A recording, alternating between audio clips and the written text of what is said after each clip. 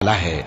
ہم نے نوح کو ان کی قوم کی طرف بھیجا کہ پیشتر اس کے کہ ان پر درد دینے والا عذاب واقع ہو اپنی قوم کو خبردار کر دو۔ انہوں نے کہا کہ بھائیو، میں تم کو کھلے طور پر خبردار کرتا ہوں کہ اللہ کی عبادت کرو اور اس سے ڈرو اور میرا کہا مانو، وہ تمہارے گناہ بخش دے گا اور موت کے وقت مقرر تک تم کو مہلت عطا کرے گا۔ جب اللہ کا مقرر کیا ہوا وقت آ جاتا ہے تو تاخیر نہیں کی جاتی، کاش تم جانتے ہوتے۔ جب لوگوں نے نہ مانا تو نوح نے اللہ سے عرض کی کہ پروردگار، میں اپنی قوم کو رات دن بلاتا رہا لیکن میرے بلانے سے وہ اور زیادہ گریز کرتے رہے۔